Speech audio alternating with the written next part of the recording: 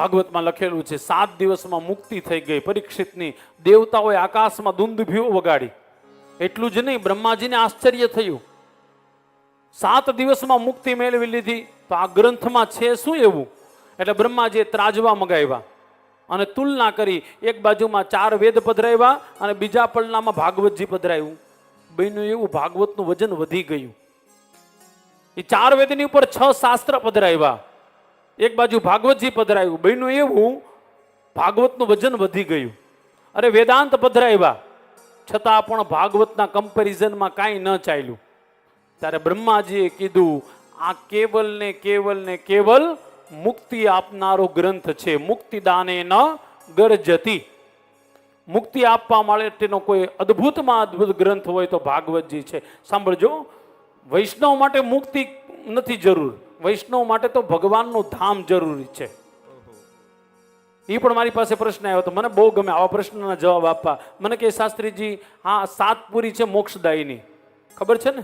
7 પુરી છે: અયોધ્યા, મથુરા, માયા, કાશી, કાંચી, અવંતિકા, પુરી દ્વારા, વતી ચૈવ, મોક્ષયિતા, સપ્તેતા મોક્ષદાયિકા. આ 7 મોક્ષદાયીની નગરી છે. અચ્છા, હવે મને કયો જોઈએ, આમાં વૃંદાવનનું નામ છે ક્યાંય? તો વૃંદાવનમાંનું નામ નથી તો ત્યાં જવાથી મુક્તિ મળે ખરા? આવો પ્રશ્ન મારી પાસે આવ્યો હતો. એટલે પછી મેં મારા ગુરુદેવ, અમે જ્યારે અટવાય ત્યારે ગુરુદેવ ભગવાનનો સહારો લઈએ ત્યારે ગુરુદેવ અમને એક વાત બહુ ચોક્કસ કહે છે, જેને મોક્ષ જોતો હોય એ આ 7 નગરીમાં જાય, પણ જેને ભગવાન જોતા હોય એ વૃંદાવન જાય. મારે ઠાકુરજી જોઈએ છે તો મારે વૃંદાવન જવાનું, મારે મુક્તિ જોતી હોય તો મારે દ્વારકા જવાનું, મારે મુક્તિ જોતી તો અયોધ્યા જવાનું. એટલે ઘણી બધી નગરી એવી છે કે આ 7માં નામ નથી, વૃંદાવનનું નામ નથી. પુરી જાઓ તો જગન્નાથ પુરી એટલે જગન્નાથપુરી, તો ત્યાં જાઓ તો મુક્તિ મળે જ. દ્વારકા જાય તો મુક્તિ મળે જ, અયોધ્યા જાય તો મુક્તિ મળી. પણ ભગવાન જોતા હોય તો તમારે મારે વૃંદાવન જવું પડે. ભક્તિ હંમેશા માણસ પાસે યુવાન જ રહે છે, જ્યારે જ્ઞાન અને વૈરાગ્ય ધીરે ધીરે વૃદ્ધ થતા જાય છે. અને વૃંદાવનમાં તો આજે હોતે ભક્તિ યુવાન નવપલ્લવિત છે. એટલા માટે જો દુનિયામાં બધી જગ્યાએ ભાગવત કથા બંધ થઈ જાય, પણ વૃંદાવનમાં કોઈ દી ભાગવત કથા બંધ થાય જ નહીં સાહેબ. શાસ્ત્રમાં લખેલું છે એક એવી જગ્યા છે વૃંદાવન કે ત્યાં 24 અવર 365 દિવસ કલ્પોથી ત્યાં ભાગવત કથા ચાલુ ને કલ્પોની વાત કરું છું, વર્ષોની વાત નથી કરતો. મારા ગુરુદેવ ભગવાન એમ કહે છે, આ વૃંદાવનને જે આપણે સમજીએ છીએ પૃથ્વીનો ટુકડો, એ પૃથ્વીનો ટુકડો નથી. વાસ્તવમાં વૃંદાવન જે છે એ ગોલોકનો એક નાનો અમથો ટુકડો છે. ભાગવતમાં નથી, ગર્ગ સંહિતામાં એવું લખેલું છે, રાધાજીને કોઈ દી પૃથ્વી પર આવતા જ નહોતા, ખાલી ઠાકુરજી આવે અવતાર લેવા. તો રાધાજીએ કીધું કે મારે આવવું છે આ ફેરે તમારી લીલામાં સંમેલિત થવા માટે. તો ઠાકુરજીએ કીધું બહુ હર્ષની વાત છે. કીધું પણ આ પૃથ્વી ઉપર એવી કોઈ ટુકડો છે જ નહીં કે જ્યાં મને શાંતિ મળે, મને સ્નેહ મળે, મને પ્રેમ મળે. એટલે ઠાકુરજીએ ગોલોકમાંથી એક ટુકડો અલગ કરી અને પૃથ્વી ઉપર પધરાવ્યો. એ જે ટુકડો પધરાવ્યો ને એ વાસ્તવમાં એની ઉપર તુલસીના છોડ બહુ ઝાઝા હતા. સંસ્કૃતમાં તુલસીનું એક નામ છે વૃંદા, અને વન એટલે અરણ્ય, જંગલ. એટલા બધા તુલસીના છોડ હતા, એટલા બધા તુલસી, ઈ જે હતું ને ઈ જ પધરાયું.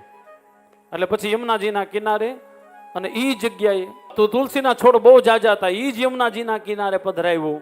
અને સૌથી પહેલા ઠાકુરજી રાધાજીને મોકલ્યા છે. તમને બધાને ખબર જ હશે ને, રાધાજી મોટા હતા, ઠાકુરજી નાના હતા, 5 વર્ષ મોટા. અને પછી ઠાકુરજી ગયા છે. એટલે ગર્ગ સંહિતામાં એવું લખેલું છે, આ પુસ્તકનું નામ એટલા માટે દઉં કે તમે વાંચી શકો. ગર્ગ સંહિતામાં એવું લખેલું છે કે Radhaji first time and last time પૃથ્વી ઉપર ઈ ટુકડા ઉપર રહ્યા. એ વૃંદાવન જે છે એ વાસ્તવમાં રાધાજીને ગમતી જગ્યા છે. એટલે આજે હોતે વૃંદાવન છે ભલે ઠાકુરજીનું, પણ ત્યાં બધા બોલે શું? બધાય બોલો જોરથી, હજી જોરથી. રાધે રાધે. એ પછી સાયકલ વાળો હોય તોય ભલે, પાન વાળો હોય તોય ભલે, બધા એમ કે રાધે રાધે રાધે રાધે. ત્યાં રાધાનું નામ પ્રધાન છે. પ્રેમાનંદજી महाराज शब्द, पीला कपड़ा पहने प्रेमानंद जी महाराज, यहाँ पे काना का नहीं चलता, यहाँ पे राधा का चलता है. और जो जो राधा राधा बोलेगा उसको काना संपूर्ण मिलेगा और पूरा मिलेगा, आधा नहीं हो, क्योंकि बिना राधा काना आधा. राधा चाहिए, काना चाहिए तो राधा बोलना पड़ेगा. और सबसे ज्यादा फल मिलता है तो वहां पे वृंदावन में. राधे तू बड़ भागिनी, तूने कौन तपस्या की, तीनों लोक तारण तरन है तुमरे आदि, है तुमरे आदि. ઠાકુરજી ત્રણેય લોકના તારણ છે, પણ એ ઠાકુરજી પણ જેને આધારે જીવતા હોય, ઠાકુરજી પણ જેના આધારે રહેતા હોય, એનું નામ છે રાધા. ભાગવતમાં તો નામ છે રાધાજીનું, ન્યુના આરાધિતો નૂનમ. જેને કૃષ્ણની બહુ આરાધના કરી અથવા કૃષ્ણ જેની આરાધના કરે છે એવી છે રાધા.